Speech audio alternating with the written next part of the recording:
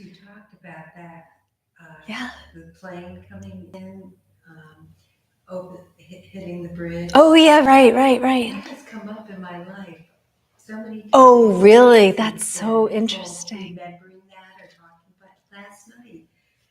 The person I was having dinner with, Isn't that odd? she'd start talking about what her son and trying to make contact that night. Oh my goodness. That's, yeah. I think once our brains open to a certain line of thinking, it seems to get reinforced. I think so too. Yeah, interesting. Hi, Marla. Good to see you. Thanks for being here.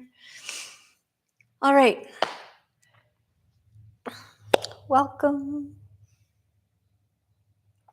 Welcome. I'm Annie Moyer. This is Sun and Moon Yoga's YouTube channel, and we are here tonight to meditate and contemplate and ease our minds, hopefully, is the idea. We'll start with a little bit of a stretch of sit. And as I like to say, step one is to get comfortable. Feel yourself rooting down into whatever is supporting you as connected to the ground. So whatever is sitting between your seat and the seat of the earth, allow that to be a conduit of steady ground, supportive space from beneath. Allow yourself to be held.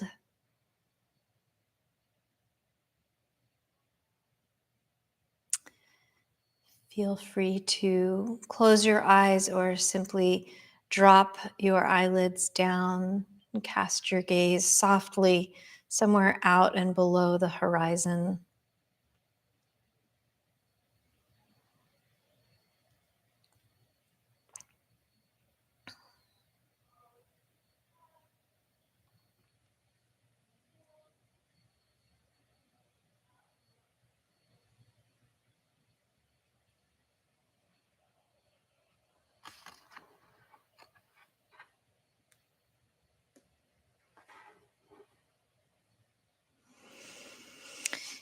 And once you've established your seat and cultivated some relative physical comfort, tune into your breath and notice how it helps a rhythmic rising and falling, a cresting and a receding of energy inside. We can ride those waves of cresting and falling.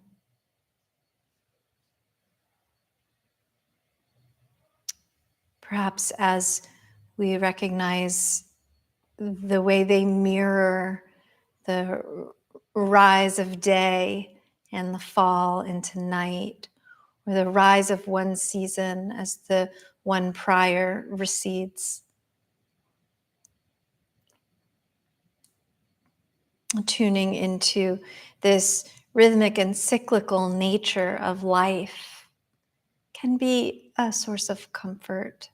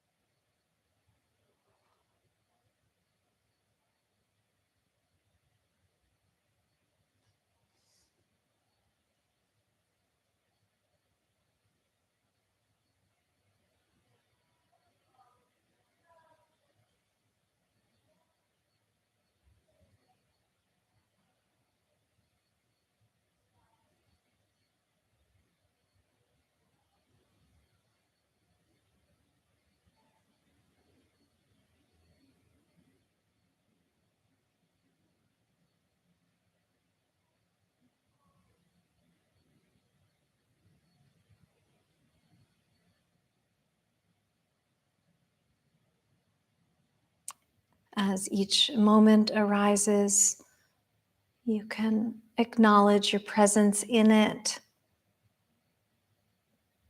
and then you can acknowledge the way it falls away, leaving room for the next moment to arise.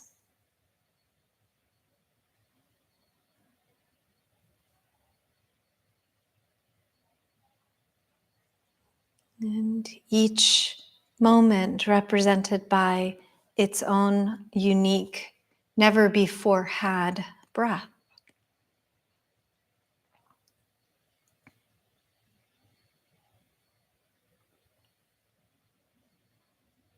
And each breath filling each unique, never before lived moment.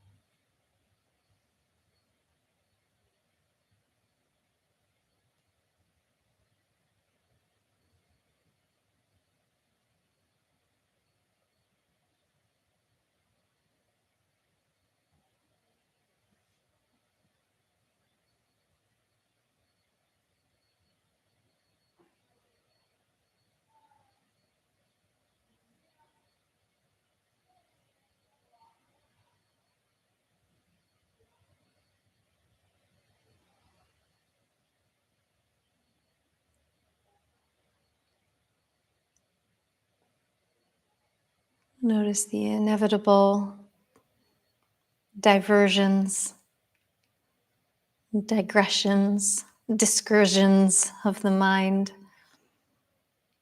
We spin away with awareness and consciousness, and then we can coil back in using the breath as a wave to ride, to bring us home.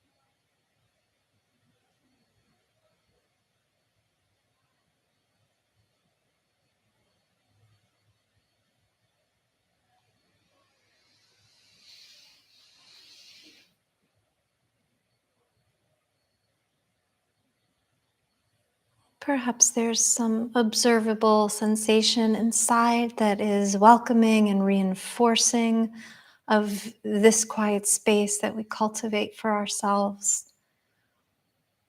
Acknowledge that, perhaps with gratitude.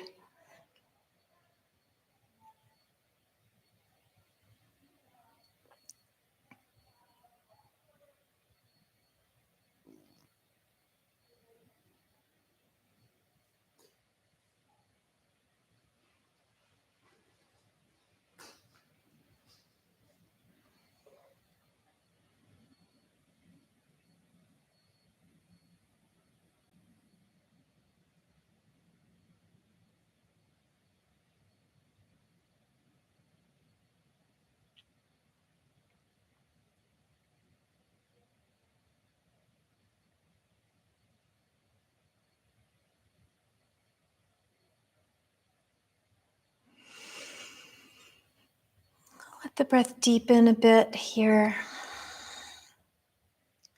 Bring your awareness back to your immediate surroundings. A little bit of an awakening to presence and to circumstance.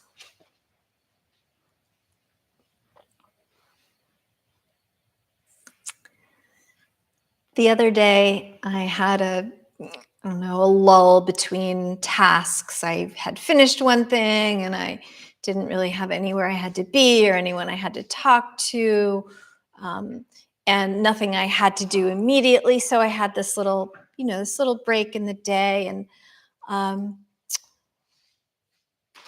before I knew it, without even really thinking about it, I was like, whoop, whoop, boop, boop, boop, boop, boop, boop, boop. And then it hit me as I opened my phone, and that I had no reason to. And before I know it, I was staring at my Gmail app, and I thought, well, I just shut down my laptop. I just checked my emails. I'm up to date. There's nothing there. And then I'm noticing I'm in my folder where I have all my social media apps. And I'm looking at all of them and I'm thinking, well, I know there's something in one of those somewhere that I probably want to see or need to find out or want or would like to know or be entertained by, but I can't quite put my mind around it. And I realized, no, there was no reason to be holding this thing in my hand. There wasn't really anything that I needed or wanted in that moment. And yet I had this deep, almost yearning for something to consume. And I thought, this isn't right.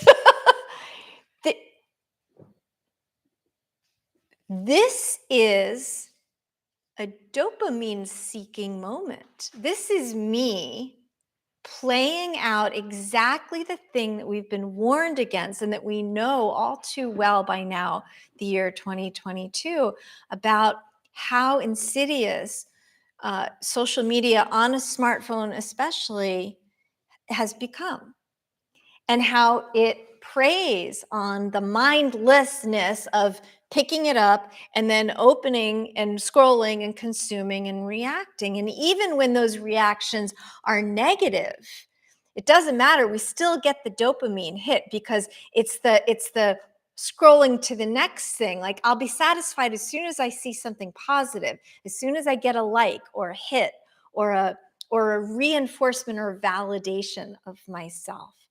And I realized that I was observing in real time, having this sort of metacognition of the way my brain had fallen prey to all of the things that are real and documented. So, and it felt, as I then observed in a more reflective way, like a deep hunger inside. And I remember reading at some point in sort of like a nutrition blog about how when we think we're hungry, usually if it's not actual meal time, we're just thirsty for a glass of water. And I thought, well, what's the equivalent here?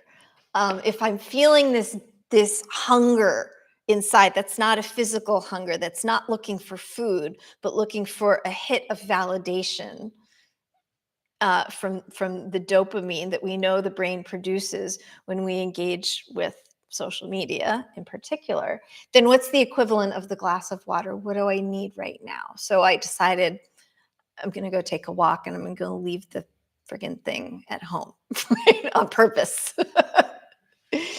um, and then the next question was, what is this deep hunger inside seeking to provide me with? Is it so that I can avoid some other feeling? Or is it so that I can um, feed the ego sense of who I am? Is it something else entirely? I don't know. But I recalled one of a well-known Buddhist teaching concept, and it's the idea of the realm of the hungry ghost.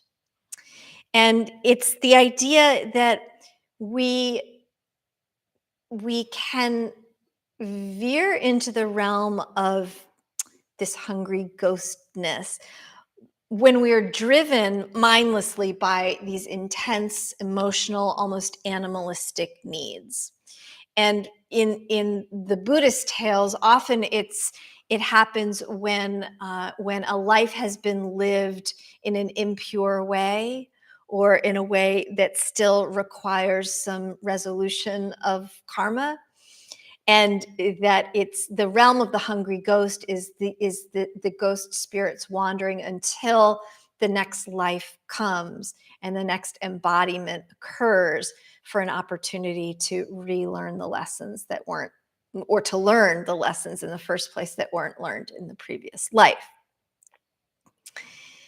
Tara Brach, the Buddhist and meditation teacher, has a story about going to a conference in Las Vegas and staying in a casino, because that's all the hotels are casinos, and walking around the main casino area where people are playing blackjack and at the roulette table and cranking the slot machines,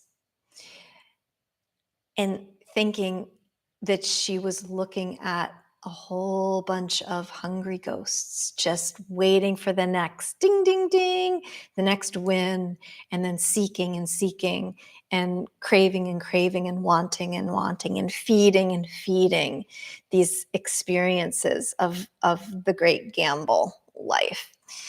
And the idea worth exploring here is what are we actually hungry for? And it's inevitably not the things that we mindlessly seek to quench that initial thoughtless thirst, or that hunger that sugar will only propel more hunger soon, very soon after the consumption, right? In the Dhammapada, another Buddhist sacred text, the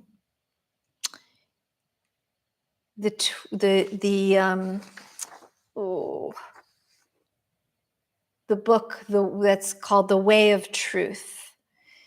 Chapter 1 is the twin verses, and they're a sequence of teachings, one after the other, that pair opposites together and say these twin verses are the one coin showing us each side, the one side and the flip side. And a couple of the verses there that I think are relevant to this topic are, as rain does not break through a well-thatched house, desire will not break through a well-reflecting mind. And so this desire, this hunger for some unnameable, unknowable, amorphous thing that we find ourselves pursuing will be satiated if we can reflect on the fact of it happening. It's the self-awareness that will feed us way more and much more nutritiously than going through with the act itself, than stuffing the cookies in the mouth, metaphorically or literally, both. Although cookies are good every once in a while, in reasonable amounts. Another verse, the virtuous one delights in this world and in the next, meaning there's nothing to fear in death because we will all experience it. while the evildoer mourns in this world and the next, mourns when the evildoer sees the results of their own evil acts. So it's that self-perpetuating reason to mourn. We mourn, and then from that mournful place, and the term mourn here is not the healing sort of mourning when we honor a loss, but it's the longing, I think, might be a translation that makes sense in this context.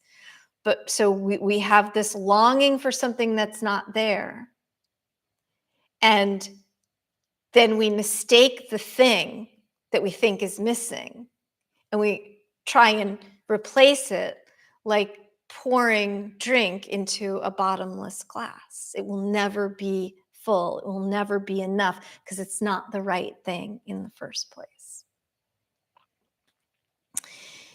In chapter 16 of The Way of Truth from the Dhammapada, we read that the one who gives themselves to vanity instead of meditation, forgetting the real aim of life, grasping at pleasure, will in time envy the one who has exerted in meditation. So simultaneously, while we hit ourselves over and over with dopamine and engage with the source of those dopamine hits, we forget that it's not really helping. And from that forgetful, desirous, anxious place, we look and see the ones who don't seem to be suffering in the same way, and we think, why can't I be like that? And from that regret, from that envy, then we try and fill ourselves up with the thing that we've already proven doesn't work. But we have not gotten the clarity to know that it is possible. It is possible that we could break that cycle for ourselves.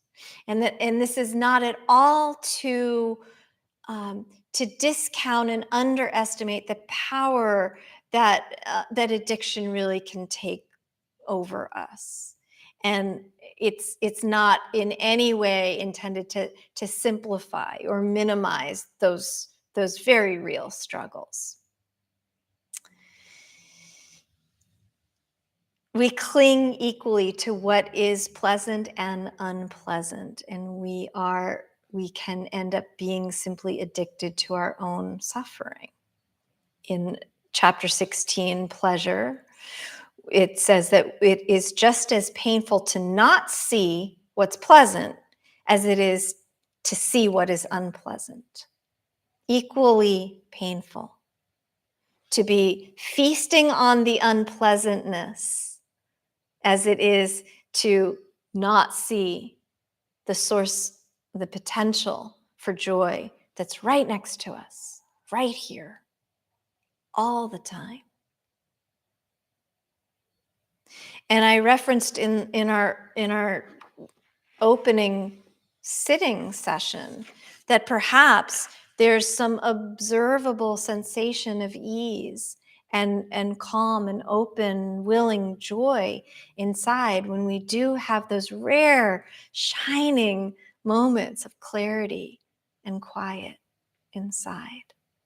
And that's the joy that's always available, that we forget to look for because we're feasting like the hungry ghosts. One more story. This is also from Buddhist teaching. I was into my Buddhist texts today. This is the parable of the burning house. And it is the story of a village elder, a very rich man. His home is enormous and luxurious and beautiful, and he has dozens of children, and they all want for nothing. And they spend all the hours of all their days satiating themselves joyfully and hungrily with their material wealth. Every desire is fulfilled. Every food they ever want to eat, every toy they ever want to play with, every desire is met. Every beautiful thing that they see is theirs. But the house has fallen into disrepair. The edges, the structure of the house itself, even though it's filled with riches. And there's only one exit. All the other doors have been overgrown with vines, closed off, blocked windows. And the elder notices that a fire has been ignited in every corner on the edges of the house. And all of his children are in the middle, dozens of them in the middle, playing with all of their riches. And he cannot get their attention away from their earthly delights to tell them that they have to run for the door. Luckily, he thinks quickly on his feet. And he says, "You won't believe what's outside. Everybody, run outside. I have bought each one of you the most luxurious carriage you could ever imagine. They're all decked out with jewels and filled with food, and they're beautiful, and they have brand new young beautiful white horses that are yoked to each carriage that are yours." And so the kids are like, "Oh, thanks, Dad. Cool, that's awesome." And they start running for the door. And so the elder saves their lives. But the only way he can get their attention is to say, "There's more.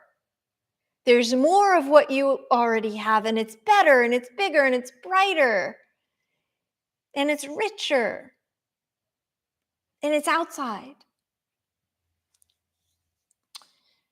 And the Buddha says, well, he's asked the question, or the teacher who is reporting the story is asked the question in this text, well, was the elder in the wrong to tell this tale to his children? And the answer is no. That if we have at our disposal tactical and expedient measures that will help each other and help ourselves wake up from the delusion of happiness or comfort or safety that we think we're getting from our superficially met desires, then it doesn't matter how we get there. It doesn't matter if we're only just avoiding the fire burning at the edges. It matters that we can move through it and out into a realm that is truly sustaining, not just superficially sustaining. So let's sit now for another stretch of time, and I'll invite you to create a really, really simple affirmation.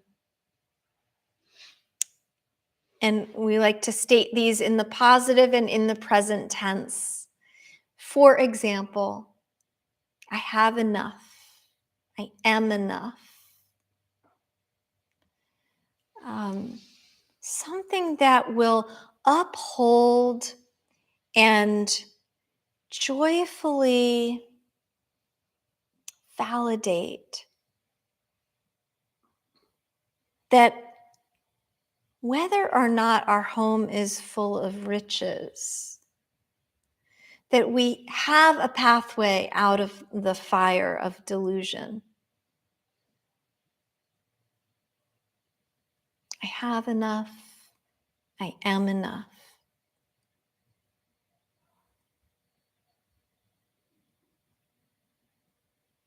something that supersedes that void that triggers a sense of hunger.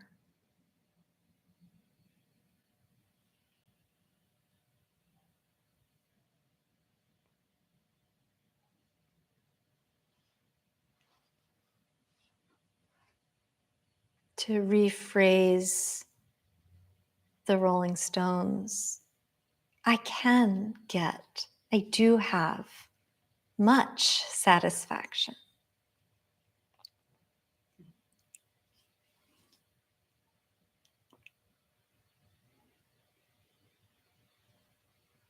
I am satisfied.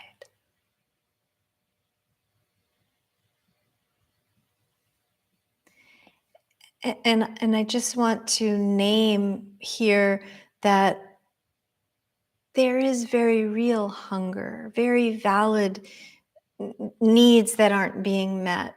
And so if you are hearing this and you're feeling like, well, I really don't have enough right now, I am literally hungry, or I am spiritually hungry because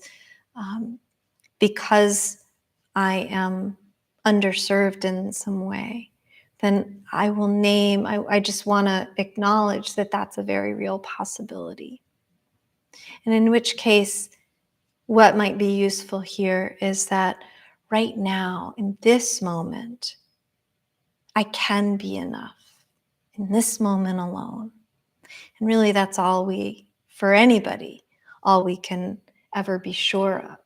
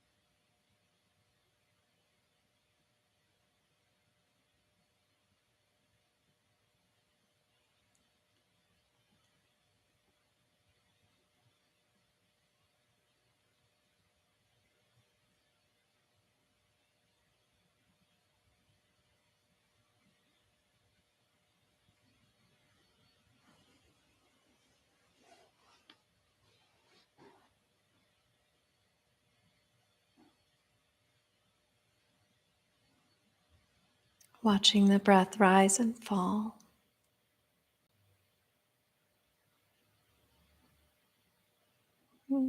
Endeavoring to train the thoughts in ways that are intentional.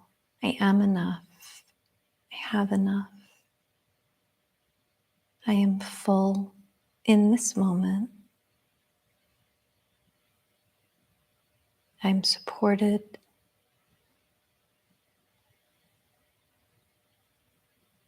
I'm held in light.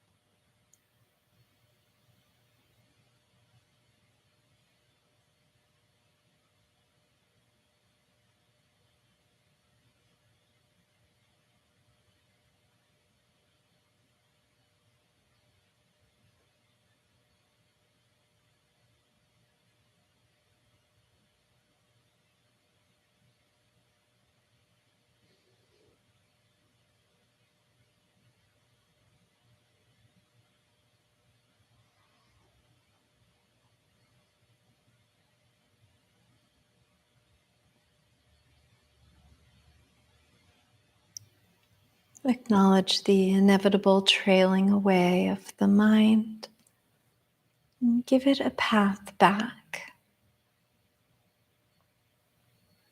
The trailing away of the mind frequently follows the path back into the burning house of desire. Show it the door. Be the wise elder who says, look, there's something outside that will suit you better.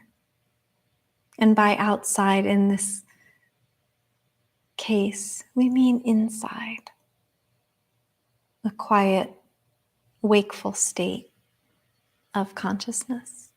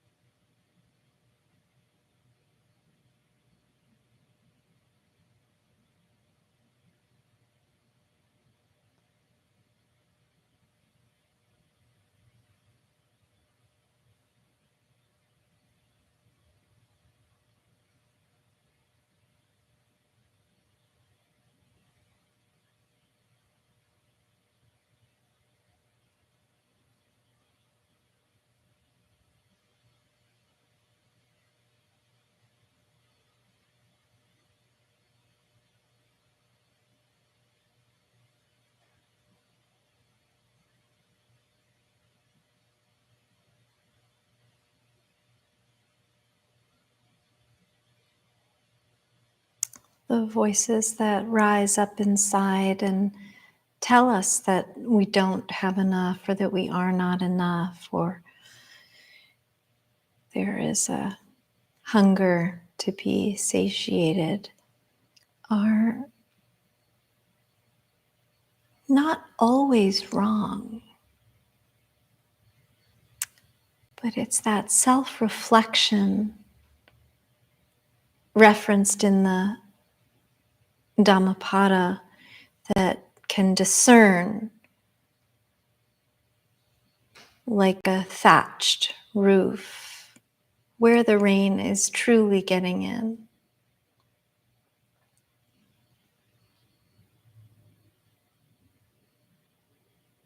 And to create a buffer there of awareness, wisdom, and clarity. To know when we really do need to feed ourselves and when it's just a simple sip of water and deep breath that will suffice.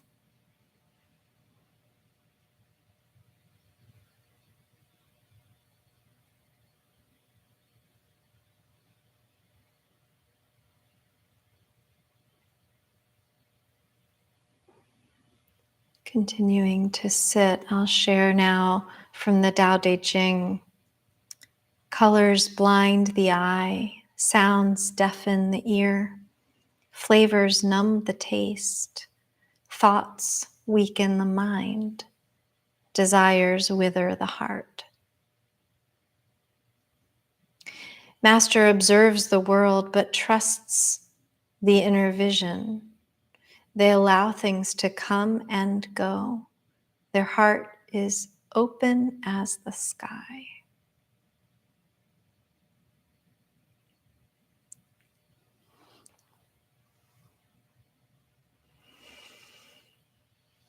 With some gentle breaths, bring your awareness back to the present moment.